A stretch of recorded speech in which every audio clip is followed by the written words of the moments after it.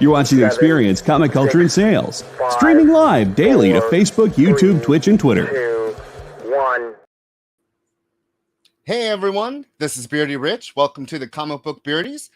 But we're not doing a live show tonight for selling. We instead are going to be doing what has been 5 years a hiatus for us, the Geek Chat. This is my co-host Desmond, aka Black Beardy. Hello, Desmond, and welcome to the Experience. Yeah, I'm fantastic to be back, Rich. It has been a long time in the making, so it's great to be back. Yes, and we are on the Experience. We can be found on Facebook, like us there. We can be found on YouTube. Give us a like and subscribe. We can be found on Twitter and on Twitch. Which, Des, I just learned what Twitch was. Yeah, I'm not surprised, but yeah, I'm glad that you're coming into the 20th century. Oh, hey Jen, welcome in. Yes, welcome, Jen. You had some Five Ghosts on your show, and I remember when that series came out. Do you remember reading it? It was a really good series. Mm-hmm. Yeah, the trade was great. Oh, I thought we were going to intro. So, okay. We are going to be reviewing comic books from DC and Marvel. We normally do a wide range with Dark Horse, but we're getting started. We wanted to ease in with some familiar characters, and we will be doing My Adventures with Superman, the Aquaman trailer, which I just watched, which has the silliest picture in it, and the Blue Beetle, which you saw, right? Yes, as I saw in the theater. So yeah, I cannot wait to talk about this stuff with you. I know that we have had many conversations via text about the state of comic books, whether it be movies, TV, the print media, and it's great to have the industry, so it's great to have this kind of forum to be able to talk about it and to be able to talk about it with you, fine listeners. So please feel free to give a comment. We are checking all of the comment sections. This is we try to be as interactive as possible. So please, let us know some things. Let us know your thoughts. Okay. So.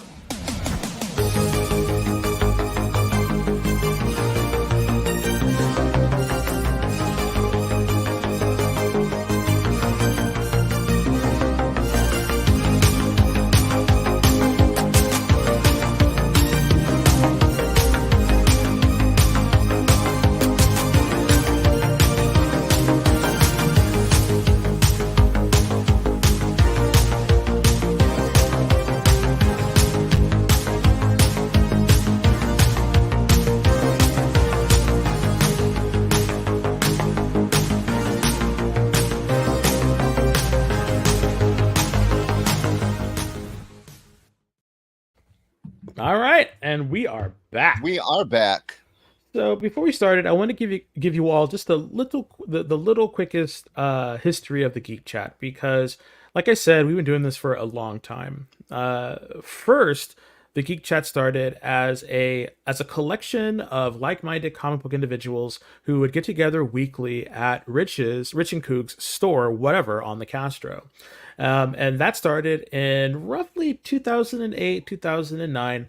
About 10 to 15 of us would get together and we would talk about all the latest comic books. We would, praise them, hate them, everything in between. It was great. Lasted for a couple of years, but unfortunately, interest wanes, time moves on, and things change. So that was the first incarnation. The second incarnation was a radio show, because in my many pursuits as a student, I was a broadcasting major. And so for the City College of San Francisco, I did a radio show. And I, of course, talked to my good friend Rich and said, hey, why don't we do the Geek Chat as a radio show? And I said, oh my God, yes, let's do it. Yes.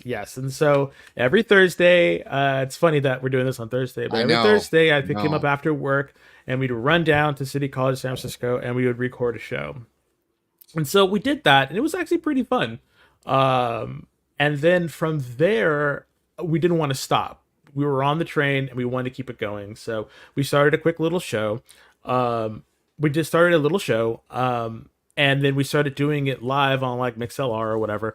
And then we went to recordings, and then we would put them on SoundCloud. So all of those old episodes, Oh my God. about 5 years worth, we started in like 2015. It's So all there. yeah, and it's all there. It's funny, like all of those old episodes, if you want to go listen to us and see how we were, it's a good way to get to know us. And then we went to doing video streams, and we did that from Rich's second location, which was on Market Street in San Francisco. Well, we did some in the old location too. Yeah, we did. But I remember, really doing a lot in the new location, and we did a couple of there, and those are online. If you follow the Geek Chat on Facebook, those are all online.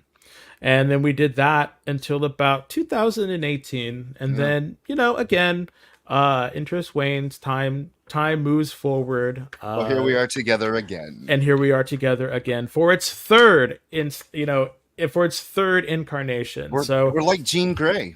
Yes. Sprinkle a little Lazarus. Back. Yeah, sprinkle a little Lazarus pit on us, and we're good to go. So it's pretty crazy, that we have stood the test of time, and a lot of it is because we are lifelong comic book fans, and we also love to talk. And we do. We love to talk. We love to chop it up. Ew. I mean, he's not wrong. I do love to talk. So I finally got you to watch My Adventures with Superman. No, you didn't finally get me to watch. I was like, oh, you have to watch the show. I always wanted to watch it, but I wasn't going to watch it on Cartoon Network. And I have Max, not HBO Max. I have Max now. So I was able to, turn it on and watch it on the Friday, because it came out on like Wednesday, and then Wednesday at midnight or Thursday. Thursday at midnight. And then Friday. Yeah, we watched it. It would be while we're eating dinner, we'd watch My Adventures with Superman. And at first, the art really threw me off. I was like, okay, this is very stylized. Superman is like 2 feet, 3 feet, 4 feet taller than everybody. Well, as he should be. As he should be. But the reinventions, what would the word be? Reinterpretations. Of the villains really is what struck me more than the main storyline. Yeah. Yeah, they're really walking that fine line of American anime and just American anime and that anime sort of sensibility. I know when Mixie came in, and he was right out of Dragon Ball Z. Yeah, he was literally a Naruto character, and I like that they took their own way with the animation.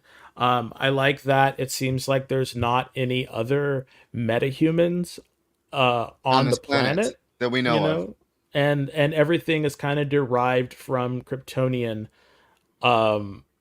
technology. So all 10 episodes are done and they're out. So if you have HBO, go ahead and watch it. It is fantastic. And some of the things that I thought were really interesting in it were the fact that they race swapped Jimmy, which was fine. He was black in Supergirl, and he's been black in other media as well. So having him not be a ginger, I know really kind of upset a few people, but at the same time, I think it's fine to make him, black. Well, they did it in Supergirl. Yeah, that's what I mean. And so I think it would have been cooler if he'd have been black with reddish hair. And I think that would have been really cool, because I've always, when I was younger, you might not know this, when I was younger, I used to have red hair. I used to dye my hair red because I've always thought black and black skin with red hair was always fantastic. So the villains that they introduced, I thought they were really good.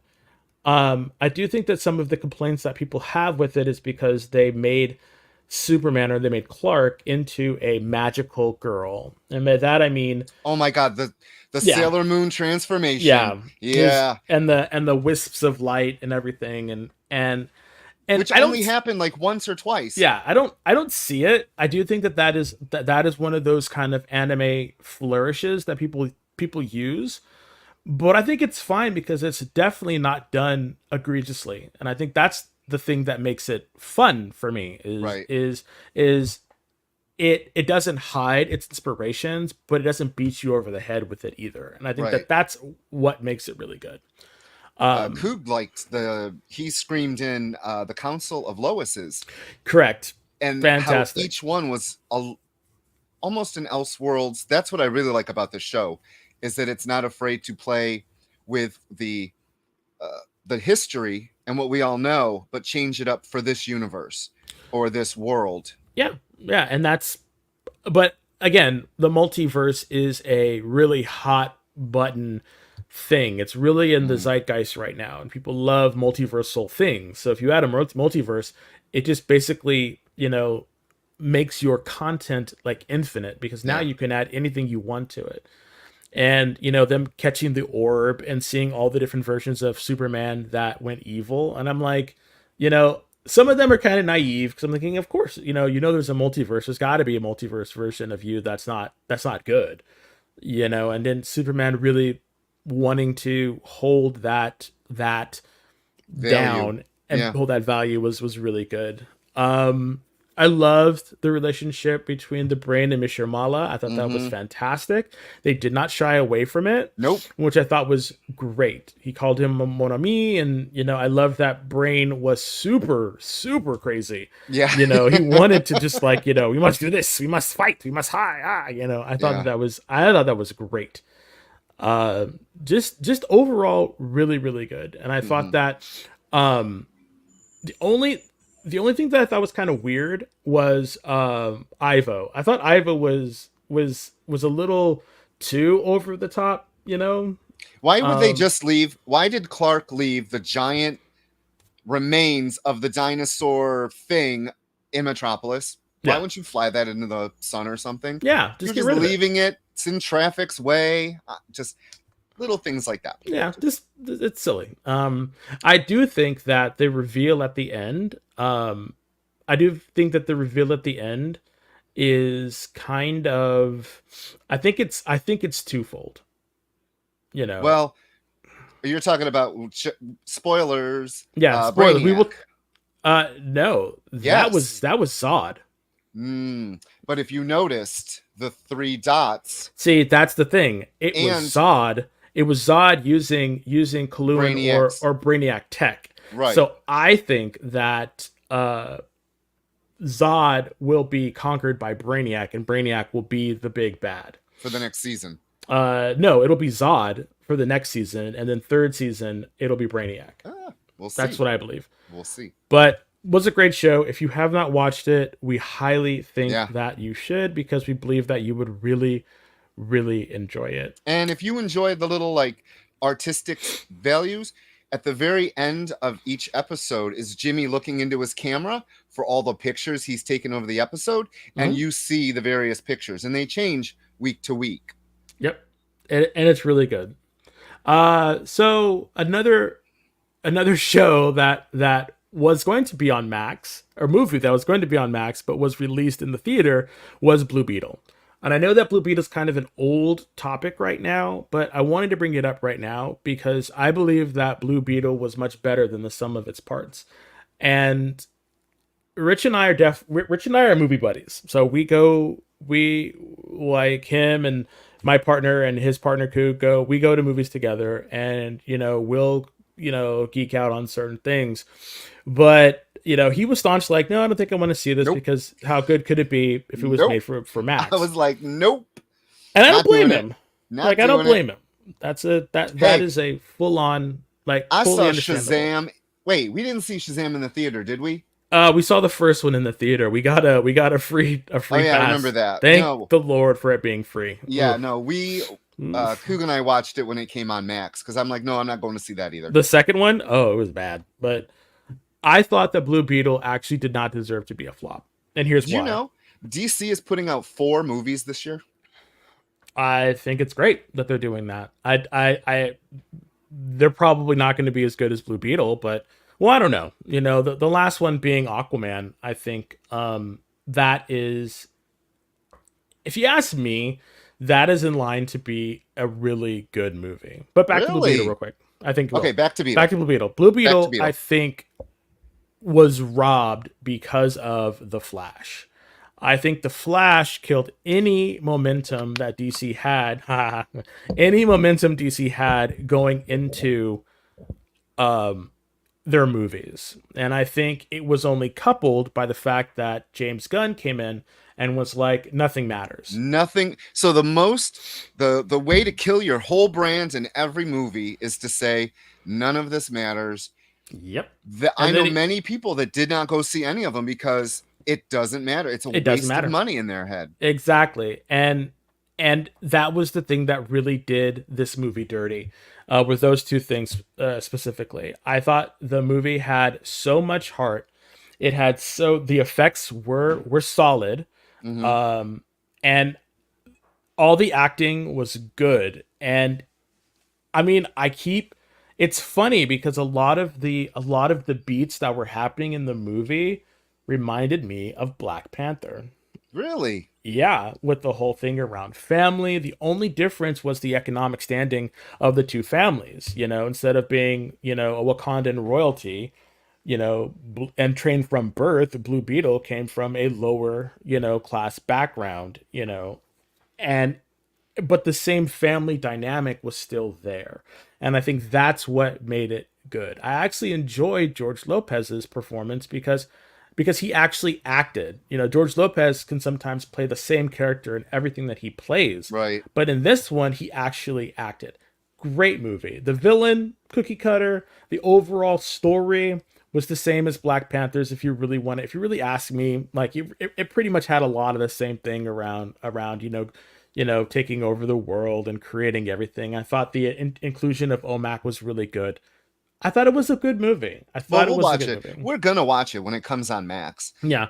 So my hope is that this will live in the Elseworld, because they set the ending up for a sequel. So my hope is that it will do well enough on streaming and or overseas that it will the whole Warner Discovery thing will allow them to make a new one. Well, Gunn has said, I think Gunn has said that he might be in the new DCU, because I think that was his. I think he was like, "Hey, no, go see this movie." I don't know if it was a ploy that he did, but he said that it might be. So we'll see. He was a good actor. He also said, "Well, Superman's going to be the first superhero, so you can't have it both ways." Exactly. But speaking of the last bastion of the pseudo Snyderverse, thank you. So, excuse me. The Blue Beetle is in his universe, but the movie is in canon. Yeah, I heard that too. So that's why I think that movie, if they continue on that version, it'll be an Elseworld story and not a canon to the Gunn DCU verse. But we'll see. We'll see. But speaking of the last movie that is in the old regime, we have, Aquaman 2, or as Rich calls it, Aqua Bro 2. It's Aqua Bro. The bro humor is so, with him and Orm. Hello, this person doesn't like you. They literally set it up as Loki and Thor of the oceans. Yeah. That is what it's going to be. And like him with a baby, so Marvel has overextended their humor in their movies a bit too much in these last couple of movies. Yeah. So now I feel like, let's do what Marvel's doing. Let's add humor. But that's how the first one was. That is Jason Momoa character.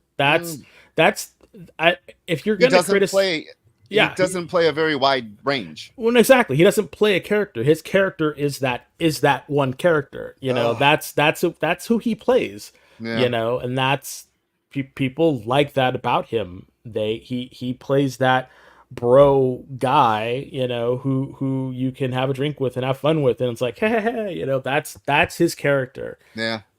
And I didn't see the first Aquaman in the theater. I was like, nope. And so I saw it on streaming. Coog, did we watch it in the theater? Aquaman? Oh no, we didn't either. So I watched it, and Thor Dumb and Dumber. That's from the comments, but yes. But I have to say, I say what you will, but I enjoyed the hell out of the first Aquaman movie. I thought it was great. I really enjoyed it. I thought him running around doing his stuff. It had a little bit of Raiders. It had a little bit of Star Wars Under the Sea. I liked the cinematics. I thought it was a fine movie. Was it a great movie? No, but it was I thought it was a really good movie. And that CGI battle at the end was really good. I enjoyed it. I saw it once. I don't need to see it again. Well, I'm not going to see it again. Come on. But it stuck in my mind a lot more than a lot of other DC properties. And I think that's the thing you got to remember. It's like, it's what's sticking in your mind. You know, what's like, oh, that was really good. And I think James Wan as a director does well. You know, he's able to do well. And I liked it. You know, I really sat down and I was like, this is actually a pretty good film. So, you know I'm probably the minority. Oops. But I'm actually looking forward to Aquaman 2, and I will be seeing it in the theater. Oh, I don't know. You and me are going, buddy. Stay tuned because we'll come back and we'll give you our review of Aquaman. Yeah, so we also used to do the Geek Chat grew. And it grew into something we called the Point One. And the Point One was back when CW had superhero shows on. Or Point Five. Yeah. When CW had DC shows on, we would watch them all. We watched Agents of S.H.I.E.L.D. We watched a lot of crap, sir. We watched a lot of crap to talk about, let me tell you. But you know what? It's really cool. We also did one round table, and we just never brought the round table back. Yeah. So it was fun. It was fun. That trailer I enjoyed. The one thing that I didn't like about the first Aquaman movie was that I thought that Black Manta got the shaft. And he's not this time around. No, I'm very happy. It is all about him. He is back. It's squarely focused on the two of them. Yep. Him coming in and just wrecking shop. I am here for it. And I think it's gonna surprise a lot of people. But that will be the end of it after that. And by the end of it, I mean that'll be the end of the DC and of the DCU. And I think that DCEU, sorry. I do believe that James Gunn, after this, needs to put out a statement and saying, okay, thank everyone for their contribution and say, now we're going into a new direction and just make it very clear. Exactly. Make it very clear to the fans that this is new. You know, and because this kind of wishy-washy thing that they're doing right now, it's not a good look, sir. It's not a good look. No. So, and like you said, I do think it affects a lot of what people. So honestly, I really wanted to see Batgirl on Max. So did I. Like, you didn't have to put that out in a theater. Put it out on Max. You'll get this. I don't know how streams work with money, but I think enough of us were curious, especially because, oh my God, I forgot his name. Brendan Fraser. It was him as Firefly.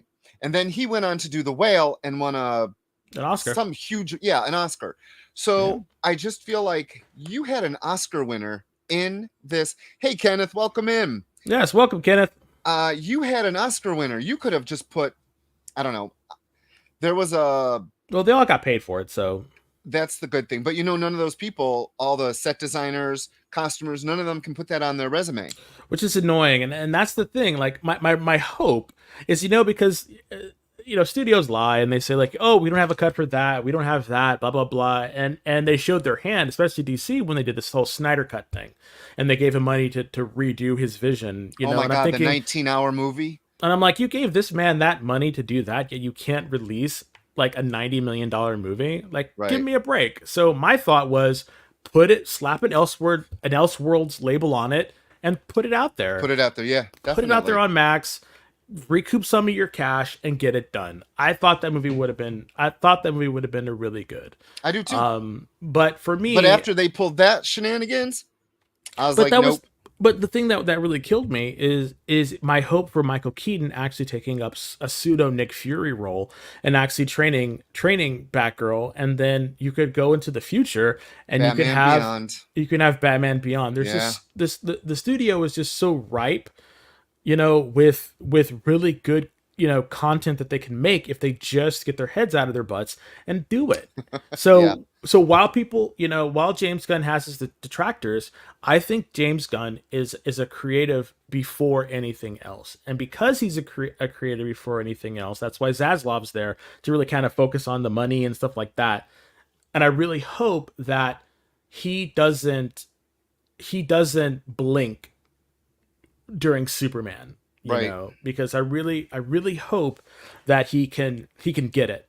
I really think so for me, I have hope in that DC will come out of the gates swinging with Superman, and then if they could just move the needle just a little bit, they can pull some of that from Marvel, because Marvel has been lacking right now. Well, they're just pooping stuff out. Like just the poop stuff out. That's the problem. They're sitting on the pot pooping because they can. And I'm like, you it just seems like there's no rhyme or reason to it right now. Right. It's like, and like, you don't have to do that. Like you are in the forefront. You are the leader right now. You are setting precedent. You know what? And we could go into this. This could be a whole nother episode of how we feel on this. But Stay tuned. You're watching The Experience on Facebook, Twitch, Twitter, or YouTube. Did I say YouTube? Facebook. That was the one. We are going to take a break, and then we're coming back with some comic book reviews. Stay tuned. Why was Princess Zelda sad after watching a bunch of YouTube videos? She couldn't find the link in the description.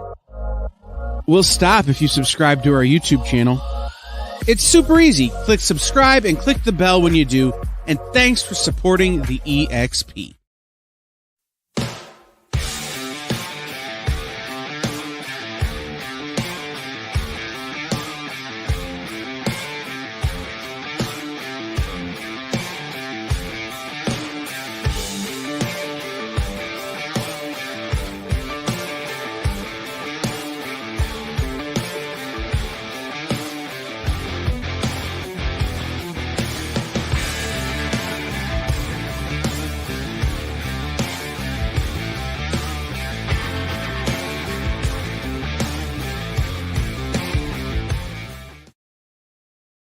To be continued.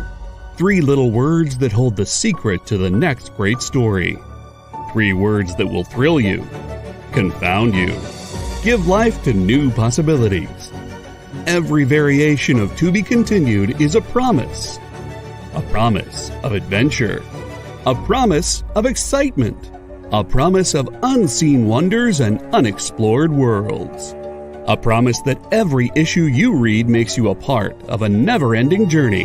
And behind every page, there will be an unopened door waiting for you. This story to be continued at your local comic book shop. Visit comicshoplocator.com today.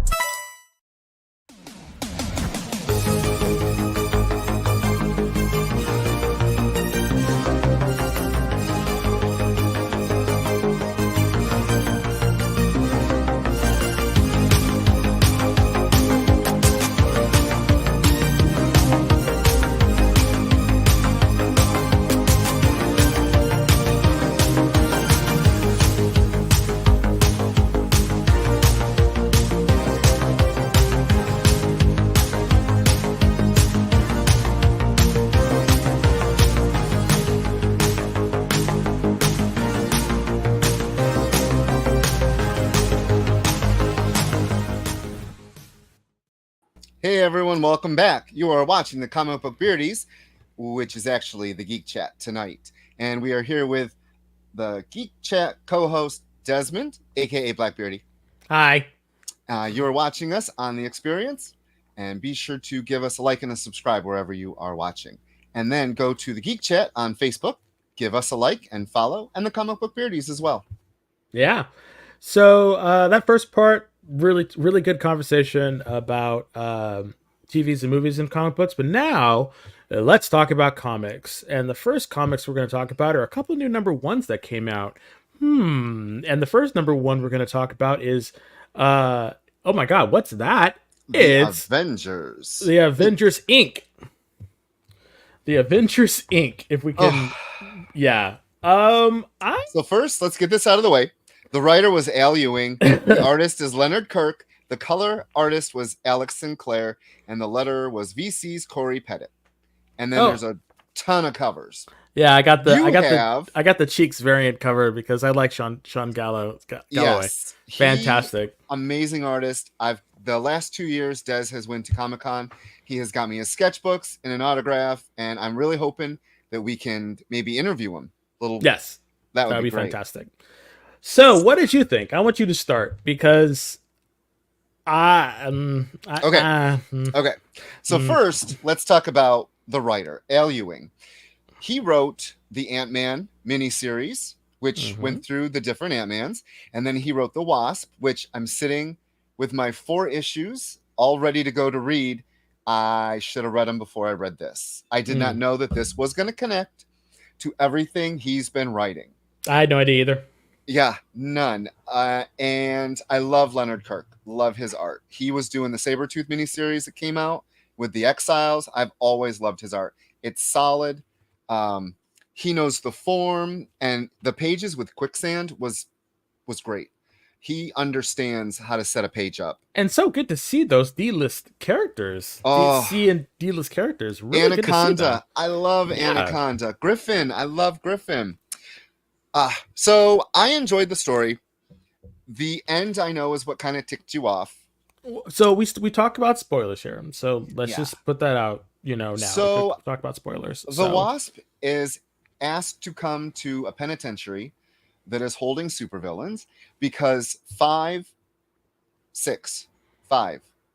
villains died, have been shot in the head, and the only words were justice has been served. Justice has been served, something like that, or justice served, or something. I don't know. So you don't know anything as much as the Wasp doesn't know anything, and she's trying to put it together.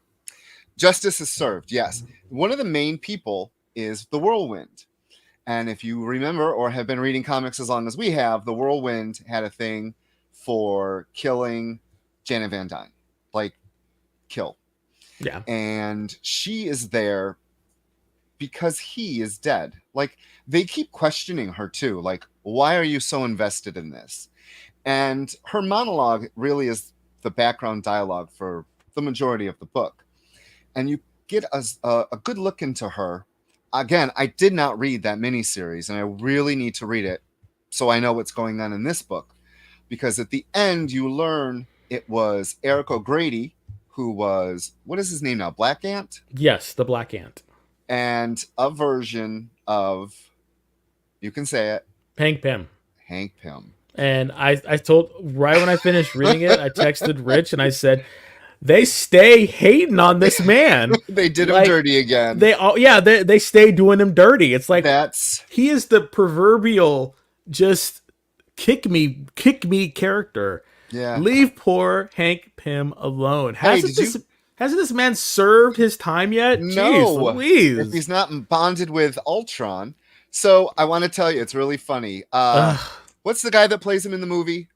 Kirk Douglas. Oh, yeah, Kirk Douglas. So he said he will come back to do another Ant-Man movie if they kill him.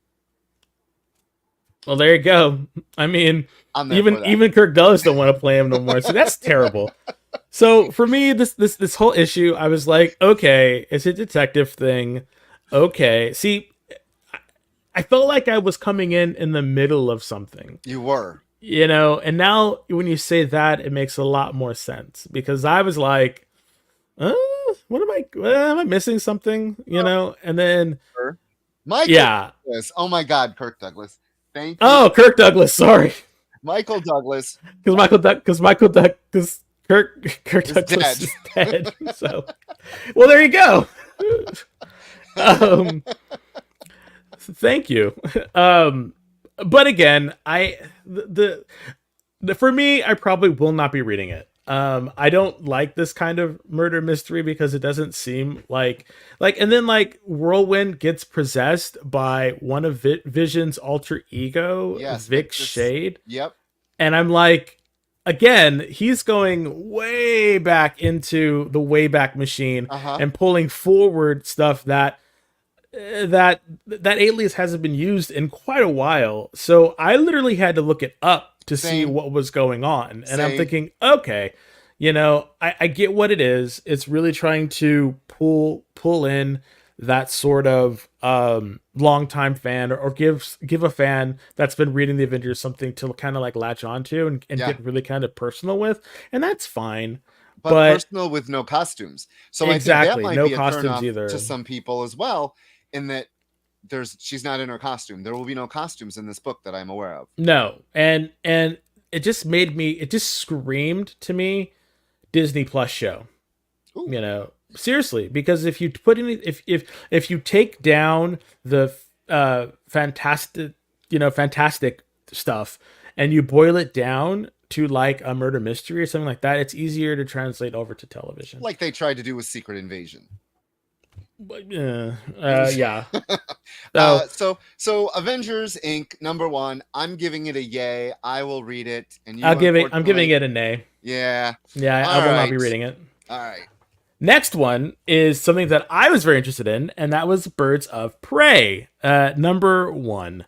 Okay. So I got the Chris Bachalo variant because I love my variants. I got the base one, and it was written by Kelly Thompson, art by Leonardo Romero, colors by Jordi Belair, and letters by the famous Clayton Close. Yeah. Clayton Coase. Sorry. Coase. And then that's the Archer. Big Barda. Yeah. I love Big Barda. Yeah, Big Barda is awesome. So, first and foremost, let's talk about the team. Okay, so we got Diana Lance, we got Kane, Cassandra Cain, we got Big Barda. The best Batgirl, by the way.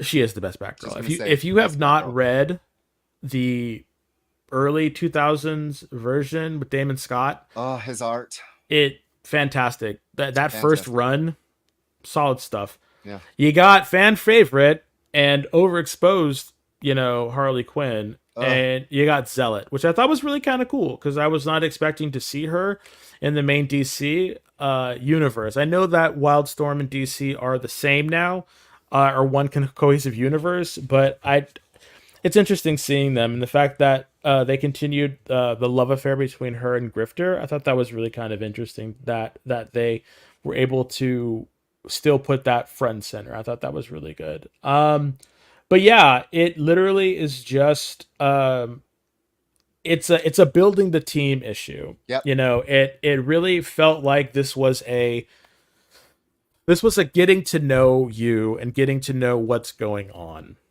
And yeah, I think she did a great job introducing the team together.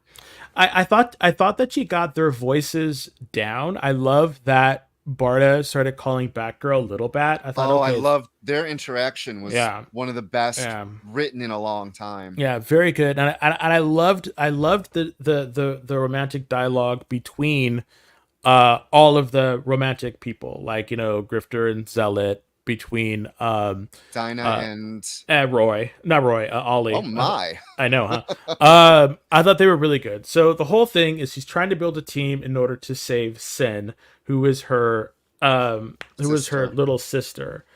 And that's Gail Simone, brought her in, if I remember correctly, in her Birds of Prey run, which I thought was fantastic. Like, if you haven't read that Birds of Prey run, you really should. So this had a lot of pedigree to follow, and I liked it. I thought the art was very classic in its presentation. Very little shadows. You could definitely see all of the forms. I thought there was a couple of splash pages where you see Dinah and Kane, Batgirl fighting together, and really good. No, the layouts were amazing. Yeah, the layouts were really good. There's just something about this artist.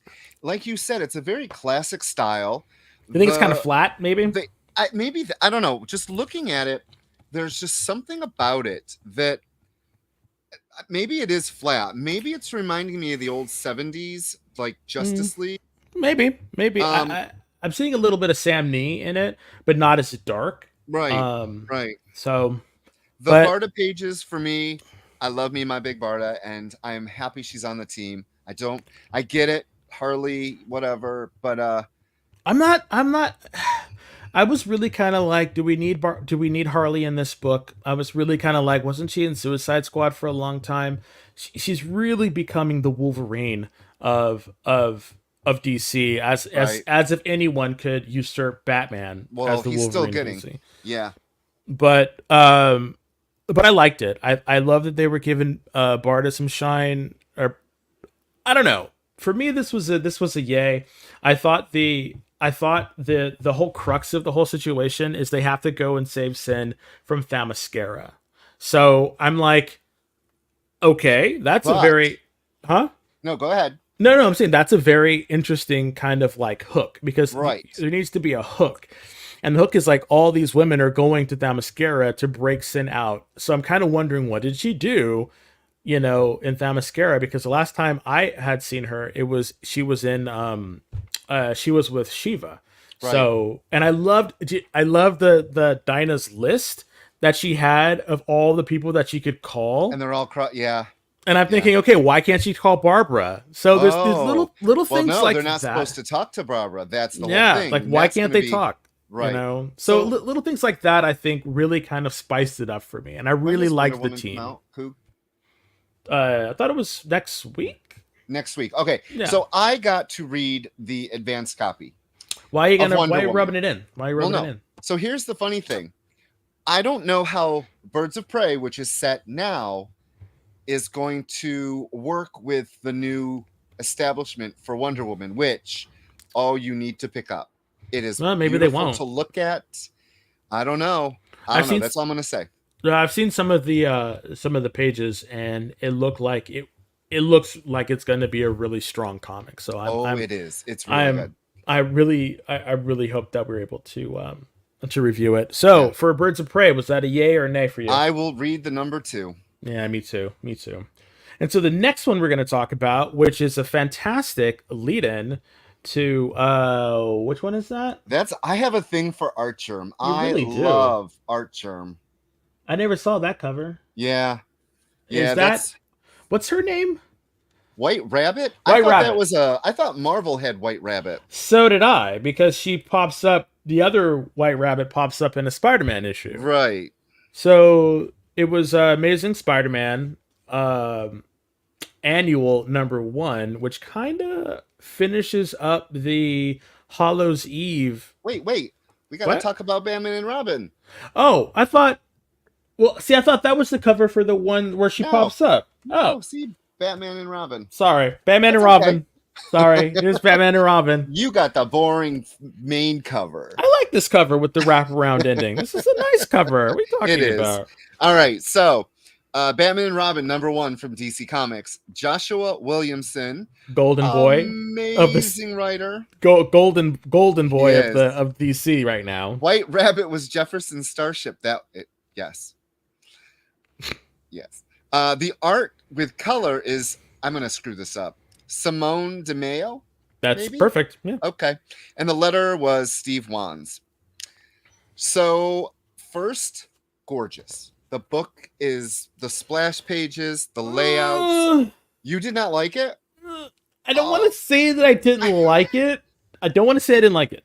Okay. I thought the overall forms were great. Yeah. But the use of the light was way too blinding in some scenes. Oh, really?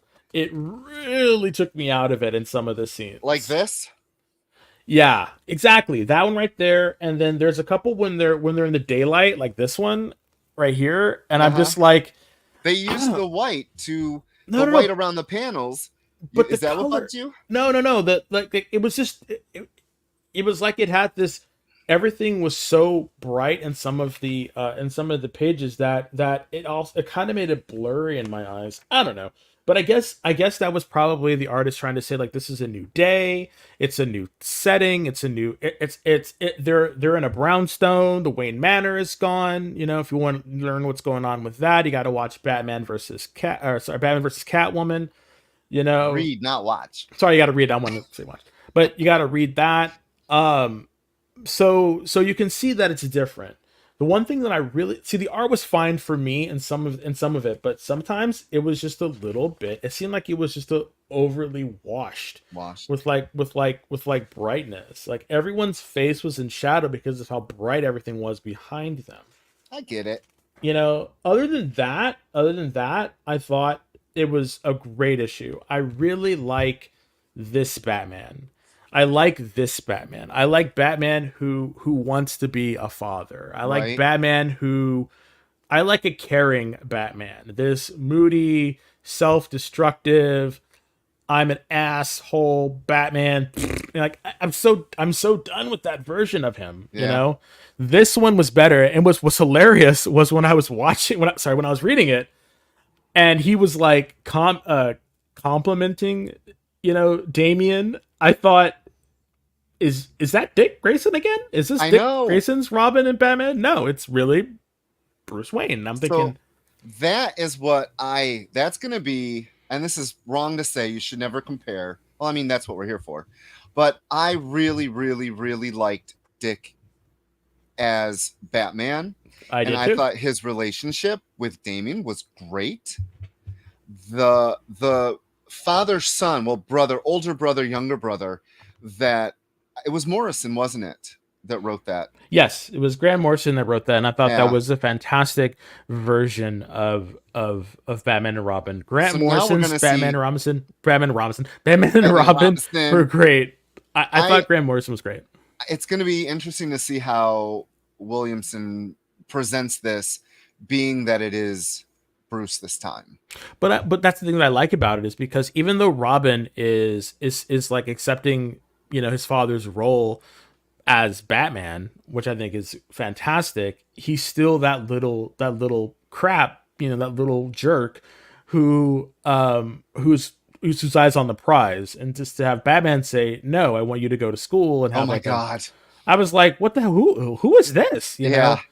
Really, really, really liked it. I'm really excited for this version. This is definitely a yay for me. And don't let me saying the artwork is not my cup of tea steer you. I think the artwork is fine. It really is. It's just some of the panels I had to get used to, because I'm not used to Batman being that bright, especially after, you know, Chip Zdarsky and Ram V's stuff. It was just like, oh my God, you know. So hey, speaking of Ram V, you all watching will want to join us this Saturday coming up, September 16th. It is Batman Day on the Experience. They are going to do from 7:21 Eastern until midnight Pacific, continuous, nonstop Batman. J.M. DeMatteis is going to be there. Mike DiCarlo, Dan Didio, Ram V, Jim Starlin. Miss Jen is going to do games. It is going to be great. And be sure this Saturday, September 16th. Yep. Check out you can check out the Experience is YouTube channel, as well as their Facebook Live channel, as two places where you can go and join us and watch a whole bunch of Batman and, you know, enjoy the Cape Crusader and all his many children. That's right. 19 hours, 39 minutes for the first appearance of Batman in 1939. I remember crazy. You were. I think I had it. Yeah, you bought it for a nickel. You know, not even a nickel. You bought it for a penny. I stole it. You probably did. I couldn't afford anything back then. All right. Well, let's spend the last portion of the show going over Fall of X. I know we've been giving a lot of love to DC and whatnot, but I really want to talk about the Fall of X. Give you a little bit of background. I was not here for the Krakoan era. Sorry, it just didn't float my boat. I was just like, I don't want to say that I'm like a purist or anything like that. Far from it. It was just everything that they set up at the beginning kind of with like Powers and 10 and all that. I don't know. It's just, I know that they were experimenting with new territory and most of this stuff was pretty good. It just didn't resonate with me. I don't know. It didn't resonate with me. All of them with the Quiet Council and the whole resurrection thing and everything that they were doing with it. It just didn't click with me. So I kind of largely kind of set it to the side, and I would check in every so often for different arcs. And it seemed like it was one arc after the other, after the other, after the other, after the other. And I think that was, for me, I didn't like that because it felt like I needed to read everything in order to understand anything. Mm-hmm. And I think that's a bad thing if you want a comic like that. If you want something like that to go around, you know, although it was some of the tightest continuity I've ever seen from Marvel in a very long time. So that was great, especially in the X-Men. They isolated themselves basically, except for few issues where they would interact with New York City or whatever. Yeah. So for Fall of X, I dialed right back in because I wanted to see, because everyone loves a train wreck. So I wanted to see how it was all going to fall. You know, I know that sounds pretty crazy, but I seriously wanted to see, like, okay, how are we gonna wrap this up? You know, who's dying, who's staying, who's, you know, what's happening? And I have to tell you, I have not been disappointed, not at all. A couple of them, a little bit, but overall, I'm very excited for what's happening. So the first one that I want to talk about was I believe the worst one in my opinion. And Children of the Vault. I don't read Children of the Vault, actually. Oh my God, that book is useless. That's why I don't read it. Like, you know, it's about Cable and it's about Bishop, and we all know how Cable and Bishop get along. And so I thought that's where you think that it would be really good. Like, yeah, I saw that and I'm like, super reading powerful mutants. Because I read every X book there is, but good God. I stayed away from that. I completely was like, this is one of the ones where I was like, no. And I tried to get into it, but I was like, this is just, like you said, it's not every book is worth your time. No. One of the books that I didn't really like this time was X-Men Red. Okay. And the reason why I did not like X-Men Red is I could care less about what's happening on Arakko and this war that they're going on with right now. I think it's all remnants from X of Swords and what's going on, and it's really sad because I really like reading about Storm and I loved her display of power in the book, but overall it was a slog to get through. Like, I was just like, ugh. I don't feel that way, but it is interesting that X-Men Red has taken characters that brand new characters basically, and you're learning about this new civilization. But here's the problem. Here's my biggest problem with it. As much as I love reading it, because again, I love Storm and Bobby. It's nice to see Sunspot in something since his best friend is dead. Is he still married? Like, does she know he's dead? Oh, that's questions for another time. Probably not. But you're about to break apart everything that Hickman has built up and all these writers have built up, and you're still introducing us to new characters. You're not giving us any time to care whether these characters live or die. No. I get it. Apocalypse's kids are coming back. Apocalypse is coming back in, what was the book? Immortal X-Men. Immortal X-Men. We're going to talk about that next. I really liked this book in the beginning. When Red first started, so did I. I really liked it. But ever since the Hellfire Gala, probably the arc before the Hellfire Gala, my interest is it's no longer on the top of the pile. Yeah. It's now on the bottom of the pile where you don't want your books. I liked the power displays between Gabriel, Summers, and Storm. Like, that. I liked her assuming her power. But now the war is just kind of boring. Like, I want to know what's happening. The thing that crushes me is I thought this was going to be more about like Orcus and what's happening with that and them. No, this is some more stuff that's going on in Arakko, and I'm like, you know, I don't. It's a setting that I don't really care about because, like you said, there hasn't been enough time to breathe, you know, right. and to really fall in love with those characters. So, So, but go ahead. I'm sorry. oh no, I was going to say, are you a yay or a nay? I'm a nay.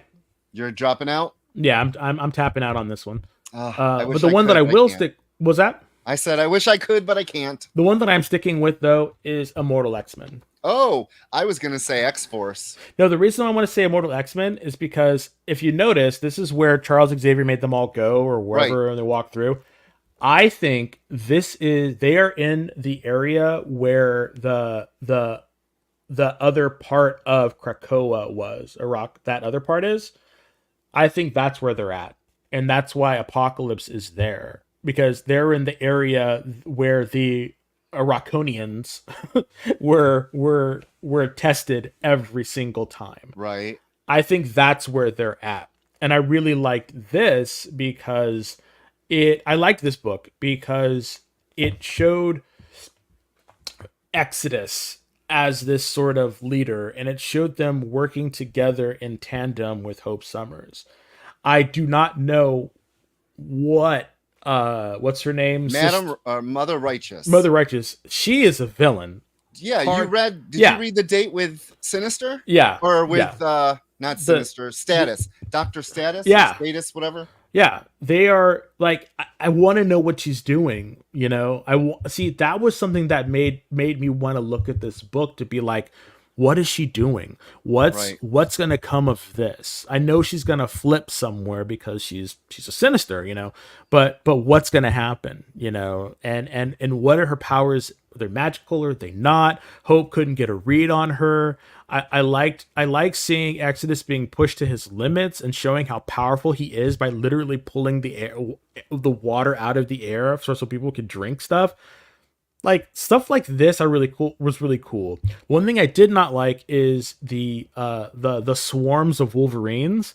Yeah. Like you could pick anything else because we have a swarm of Wolverines going on in the Wolverine thing with him and versus Beast and all that. So like the whole swarm of Wolverines just seems kind of overplayed for me. You know, it could have been anything else. It could have been anything else, you know, and then that ending shot of Apocalypse with another Wolverine and then Phoenix on a leash. And I'm thinking, the mind boggles about what possibly could be happening in this book. And I think that's how you hook someone. Like you're like, what's gonna happen? There's a Viper in their midst. What's Apocalypse doing?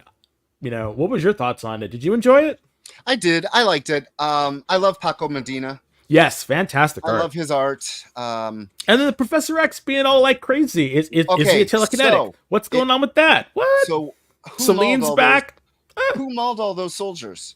Like one of them, their rib cage was showing. Yep. What did he do? And online, I know on Twitter, Twitter, there are a lot of people saying he does have telekinesis now, and they've been setting it up through different books. So it'll be really interesting. What is his plan? I hope there's an issue about him. I would like to know what's going in his head. We haven't had that opportunity since the Hellfire Gala. I like that that Sebastian Shaw's kind of broke and he just wants to go and get it for the money. I cannot wait until Emma kicks his butt. And Celine, just seeing Celine again is just fantastic. I love that she's around and she's still like eating people. She's just so crazy. Well, that's always going to be a yay for me. Yeah, this was a really good book. So if you're not reading it, I think you're gonna like it. I just want to talk about X-Force. This is the variant by Ian Bertram. I love his art so much. Basic one. You know, I got the basic cover. You're basic. I'm basic. So X-Force for me has either been really good or really miss. I did not really care for the whole Beast going off, you know, going crackers and building and going to the future, and they brought back Dark Beast. You know, they brought back it's Dark Beast. You think it's Dark Beast? Oh. Yeah, I hope so. Because if it's regular Beast, woo. So I don't know if you were reading comics back in the 90s, but there was a time when Dark Beast kidnapped Beast and replaced him on the team. I don't know if you remember that. I remember that. I hope that's not the case again. It probably won't be. I think Hank McCoy just went crackers. I do too. I really do. And I like how in the Spider-Man, I think it was the annual. I don't remember. Someone was talking about Xavier and Beast going. Maybe it was X-Men. Reading all these books really gets me sometimes because, like you said, there's a lot of continuity between the books now. Yes. And so I always like that. When you do a continuity, I love it. But in X-Force, this issue finally revealed the betrayal. And it's weird if you look at the characters, they've broken so many original X-Men. Just broken these characters now. Jean's dead. Scott, his eyeballs are sewn shut.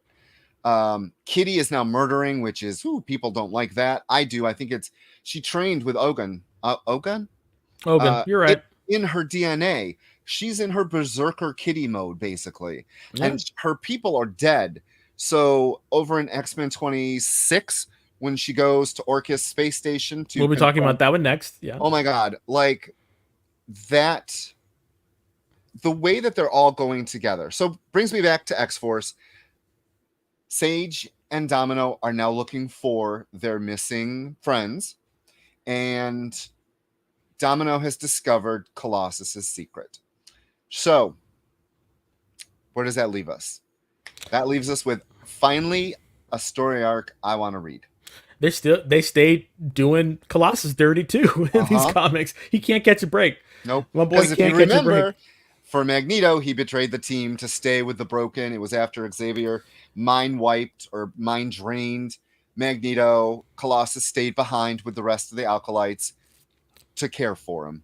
Yeah. And then I remember him coming back to Earth, and Kitty and him are all. And he's like, nope. Can't marry her. Nope. And then the whole, like, he tried to redeem himself with the legacy virus thing, but he couldn't even do that right. Nope. So we got to wrap it up. Let's, do you want to talk real quick about X-Men 26? We kind of started. So for X-Force, for me, I don't know what I'm going to do with it. It's kind of in the middle because I don't know. I kind of want to see how it ends. I think the Chronicler and the whole thing about him writing Colossus's future is kind of annoying because it gives him no agency, and so it's like it's like an easy. But anyway, X-Men 26, fantastic. I thought it was great. I think I love. Oh, you got the Mark Brooks cover. I had to get it. I love that. I love the old one, the old box. But yeah, I think it's great. I love that Kitty confronted. See, the wedding. We have to talk about that. We will when I want to talk about this when Iron Man comes out. Yeah, we need to talk about that because I think they did Patsy Walker dirty. So, but that was the old Iron Man. But anyway, X-Men 26. That was great. I'm fine with Kitty killing people. I think Kitty has always had that in her, and I think it's great that she is doing that. How she came in and confronted Starfire and said, when Starfire told her everything quick, fast, and she was like, that is so the most Jean Grey story ever, so of course I believe you. Like, I was lives. Like, what? And she said all my lives with an S. And I'm like, the art was wonky as hell. It was all over the place. I absolutely don't like when there's two artists on a book. It was all over the place. It felt rushed. The artist at the end had potential, but everyone's face looked the exact same. Yeah. It was like he was trying to channel the guy who did the art for, oh my God, I'm forgetting his name. Who did the art for X-Men? The first couple of issues when they first started. I don't remember. You? Anyway. Lionel Yu? No, not him. No, this run of X-Men. Oh. Well, I don't remember. Anyway. All right. So stay tuned because following us at 7 o'clock Pacific, 10 o'clock Eastern is Sketch Up with Mog and Mel. Mog will be out, but Christy Shin will be filling in and have giveaway of her merchandise. So be sure to watch that. You're watching The Experience. Hope that you enjoyed our show. This is the Geek Chat. We're hoping to give you a couple more if you enjoyed it. We hope you did, because I know I enjoyed it. I miss talking to you, Des. And I miss talking to you, Rich. All right, everyone. Have a great night. Join us again next Thursday, 5 o'clock. Comic Book Beardies. Bye. Bye. Do you remember what it was like when you were a little kid and you got a letter in the mail? Now imagine that letter was filled with information about your favorite shows, pop culture questions, links to things you're going to want to see later, and even sneak peeks at upcoming programming here on The Experience. That's what the EXP mailing list is. Every week, we send you sneak peeks, information, and all of the relevant links for all of the shows you want to see. Sign up now on our website or scan the QR code that's on your screen right now.